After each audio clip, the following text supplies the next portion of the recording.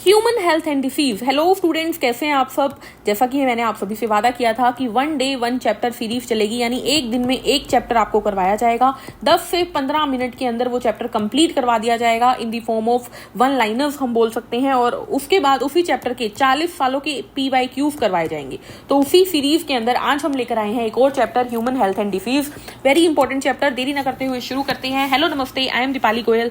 स्वागत है आप सभी का, आप सभी के अपने चैनल साइंस मैजिक पर। वीडियो पसंद आए तो लाइक शेयर सब्सक्राइब करना ना भूलें और कोई भी डाउट के लिए, कोई भी क्वेरी के लिए कमेंट करिए, हम आपके साथ हैं। ह्यूमन हेल्थ एंड डिसीज को शुरुआत करते हैं। देखिए, ब्लैक बाइल का कंसेप्ट दिया था हिपोक्रेट्स ने। उसने कहा था कि बॉडी गर्म होती है क्योंकि हमारे पास ब्लैक बाइल है, लेकिन उस बात को गलत साबित किया विलियम हार्वे ने ब्लड सर्कुलेटरी सिस्टम की खोज करके। हेल्थ क्या होती है? जब हम फिजिकली, मेंटली एंड सोशली पूरी तरीके से ठीक हो तो वो क्या होती है? हेल्दी इंडिविजुअल की निशानी होती है। और ये किसने बोला? WHO ने, वर्ल्ड हेल्थ ऑर्गेनाइजेशन ने। डिसीज जो होती है वो दो टाइप की होती है। एक होती है इन्फेक्शियस डिसीज और एक होती है नॉन इन्फेक्शियस डिसीज। इन्फेक्शियस जो कि एक पर्सन से दूसरे पर्सन में फैल जाती है, जैसे कि कोल्ड हो गया, ठीक है। और नॉन इन्फेक्शियस जो कि नहीं फैलती, जैसे कि कैंसर हो गया। उसके बाद बैक्टीरिया से होने वाली डिसीज की बात करते हैं। टाइफॉइड। टाइफॉइड होती है सैल्मोनेला टाइफी नाम के बैक्टीरिया से। ये अगर सीवियर केसेस आ जाए तो ये इंटेस्टाइन के अंदर परफोरेशन कर देती है। ये इंपॉर्टेंट पॉइंट है। टाइफाइड को चेक करने के लिए टेस्ट होता है विडाल टेस्ट। और मैरी मेलोन जो है वो टाइफाइड के लिए फेमस है क्योंकि ये कुक थी जिसे टाइफाइड था और ये बिना हाथ धोए, वॉशरूम जाने के बाद बिना हाथ धोए खाना बनाती थी, जिससे की वजह से इसने बहुत लोगों को टाइफाइड करवाया। निमोनिया की बात करें तो निमोनिया होता है स्ट्रेप्टोकोकस निमोनियाई या हीमोफिलस इन्फ्लुएंजा से। इसमें एल्वेओलाई फ्लूइड से भर जाती है। कॉमन कोल्ड होता है राइनोवायरस से। ये इसमें हमारा नोज और रेस्पिरेटरी पैसेज पे इफेक्ट आता है, लंग्स पर कोई इफेक्ट नहीं आता। अमीबियासिस को अमीबिक डिसेंट्री भी कहते हैं, एंटमीबा हिस्टोलिटिका से होता है। ये हमारी लार्ज इंटेस्टाइन को इफेक्ट करता है। एलिफेंटिएसिस को फिलेरिएसिस भी कहते हैं। ये होता है वुचरेरिया बेनक्रोफ्टी या वुचरेरिया मलाई से। इसके अंदर हाथी जैसा पांव हो जाता है। ये मेनली लिम्फेटिक वेसल्स के अंदर होता है। किसके अंदर होता है? लिम्फेटिक वेसल्स के अंदर। और मेनली ये ग्रोइन एरियाज में होता है, ठीक है। चलिए, रिंग वॉर्म की बात करें तो रिंग वॉर्म होता है माइक्रोस्पोरम ट्राइकोफाइटोन या एपिडर्मोफाइटोन से। इसमें दाद जैसे ड्राई पैचेस हो जाते हैं स्किन के ऊपर। एस्केरियोसिस होता है एस्केरिस से, जिसे हम राउंड वॉर्म भी कहते हैं। ये हमारी इंटेस्टाइन पर इफेक्ट करता है। मलेरिया। मलेरिया होता है प्लाज्मोडियम से। प्लाज्मोडियम की 4 वैरायटी है, वाइवेक्स, ओवेल, फेल्सीपेरम, जिसमें से फेल्सीपेरम और मलेरियाए, ठीक है। फेल्सीपेरम सबसे ज्यादा मैलिग्नेंट है, सबसे ज्यादा डेंजरस है। उसके बाद आपको याद रखना है, इस प्लाज्मोडियम को ग्रो करने के लिए 2 होस्ट चाहिए, ह्यूमन भी चाहिए, फीमेल एनाफिलीज मॉस्किटो भी चाहिए। प्लाज्मोडियम जो है वो है पॉजिटिव एजेंट ऑफ मलेरिया, लेकिन वेक्टर कौन है? Female Anopheles mosquito. हम ह्यूमंस के अंदर प्लाज्मोडियम की एसेक्सुअल साइकिल चलती है, जबकि फीमेल एनाफिलीज के अंदर इनकी सेक्सुअल साइकिल चलती है। क्या होता है देखिए, इसको सुन लीजिए ध्यान से, कि हमारे अंदर जैसे ही फीमेल एनाफिलीज हमें काटती है, वैसे ही फीमेल एनाफिलीज जो है वो स्पोरोजोइट हमारे ब्लड में छोड़ देती है। वो स्पोरोजोइट ब्लड से होते हुए खाना लेने के लिए लीवर में जाते हैं, क्योंकि हमारी बॉडी का फ्रिज कौन है? लीवर। वहां पर लीवर में जाकर ये स्पोरोजोइट एसेक्सुअली रिप्रोड्यूस करते हैं और अपना नंबर बहुत सारा बढ़ाते हैं, जिसकी वजह से लीवर सेल फट जाती है और जो स्पोरोजोइट्स होते हैं वो कहां चले जाते हैं? ब्लड की RBC के अंदर चले जाते हैं। अब ये RBC के अंदर मल्टीप्लाई करेंगे एसेक्सुअली, और ये भी फट जाती है। और फटने की वजह से एक केमिकल रिलीज होता है जिसे बोलते हैं हीमोजोइन, जिसकी वजह से बॉडी में चिल्स आते हैं, ठीक है। और कुछ RBC के अंदर ये मेल एंड फीमेल गेमिटोसाइट बना लेती है। ये मेल एंड फीमेल गेमिटोसाइट दोबारा जब मच्छर आता है तो वो अपने गट में ले लेती है। जैसे ही गट में मेल एंड फीमेल गेमिटोसाइट जाएंगे तो वहां के कूल टेम्परेचर की वजह से ये वहां पर फ्यूज करके क्या बना देंगे? जाइगोट बना देंगे और नए स्पोरोफाइट तैयार हो जाएंगे, जो उसकी सेलिवरी ग्लैंड के अंदर होंगे। अब वो सेलिवरी ग्लैंड के अंदर फीमेल एनाफिलीज अब दोबारा किसी और को काटेगी तो उसकी सेलिवरी ग्लैंड से स्पोरोफाइट फिर फैल जाएंगे। तो ये आपको याद रखना है। इम्यूनिटी 2 टाइप की होती है। इनेट इम्यूनिटी जो हमें बचपन से मिली है, जो हमें पैदा होने के साथ मिली थी, जो नॉन स्पेसिफिक होती है, जबकि एक्वायर्ड इम्यूनिटी जो हमने ली है, बाहर से ली है। इनेट इम्यूनिटी के एग्जांपल है फिजिकल बैरियर, जैसे कि स्किन हो गया, म्यूकस कोटिंग हो गई हमारे रेस्पिरेटरी ट्रैक में, हमारे गैस्ट्रोइंटेस्टाइनल ट्रैक में। फिजियोलॉजिकल बैरियर, जिसमें कि पेट में HCl हो गया, सलाइवा में एंजाइम होते हैं, टीयर में एंजाइम होते हैं जो बैक्टीरिया को, माइक्रोब्स को किल करते हैं। सेलुलर में बैरियर में आ गई WBC, जैसे कि polymorphonuclear leukocyte. NK cells यानी नेचुरल किलर सेल आ गई। मैक्रोफेज आ गई जो कि पूरी सेल को खा जाती है।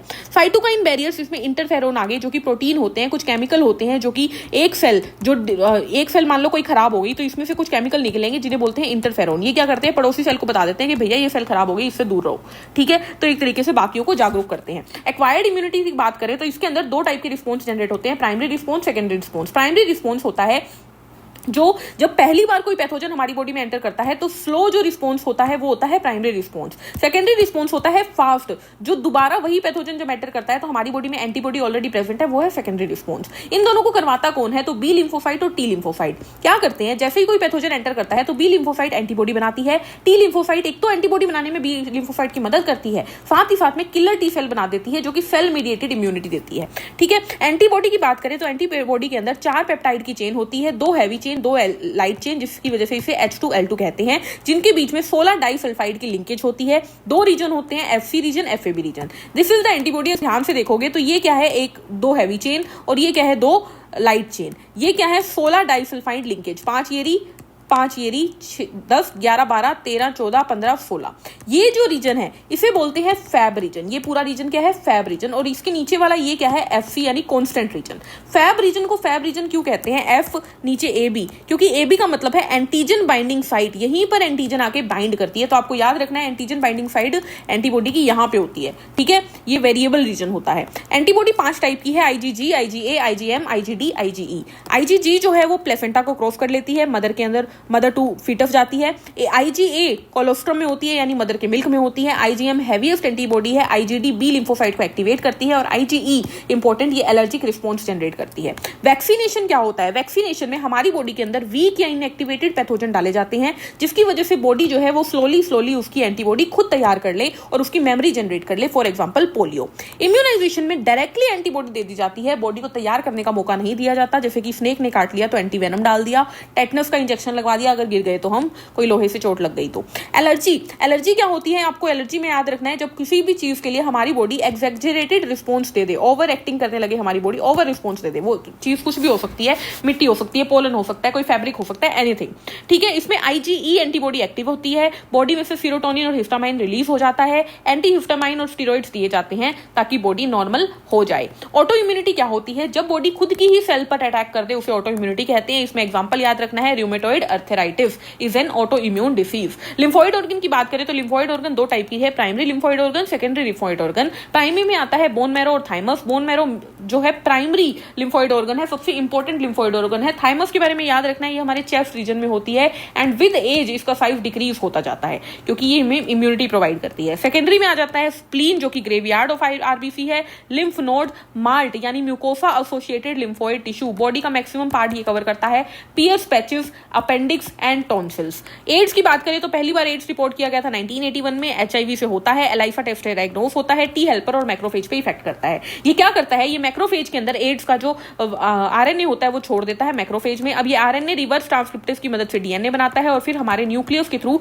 ये डबल ट्रिपल मतलब अपना नंबर बढ़ा देता है। तो ये मैक्रोफेज अब कहलाती है HIV फैक्ट्री। अब ये बाहर निकलकर टी हेल्पर सेल को मारने का काम करता है और धीरे धीरे हमारी बॉडी को वीक करता जाता है। AIDS is acquired immunodeficiency syndrome. HIV is human immunodeficiency virus. ये एक रेट्रोवायरस है यानी कि इसका जेनेटिक मटेरियल क्या है, RNA है, ये आपको याद रखना है। कैंसर की बात करें तो कैंसर का मतलब है जब नॉर्मल सेल भूल जाए कि उसे ग्रोथ करते करते, डिवाइड करते करते रुकना है, यानी कॉन्टैक्ट इनहिबिशन को भूल जाए तो वो कैंसरस सेल में कन्वर्ट हो जाती है और ऐसी अनकंट्रोल्ड ग्रोथ को बोलते हैं ऐसी अनकंट्रोल्ड ग्रोथ सेल को बोलते हैं ट्यूमर। अब ट्यूमर 2 टाइप का होता है, अगर वो अपनी जगह पर रहे तो वो बिनाइन है, वो नुकसान नहीं पहुंचाता या बहुत कम पहुंचाता है, लेकिन वो अगर इधर उधर फैलने लगे तो वो मैलिग्नेंट हो जाता है, खतरनाक हो जाता है और उसे बोल देते हैं नियोप्लास्टिक सेल। अब ट्यूमर का नाम हो गया नियोप्लास्टिक सेल। और ये जो प्रॉपर्टी है ग्रो करके इधर उधर फैलता हुआ जाना, उसे बोलते हैं मेटास्टेसिस।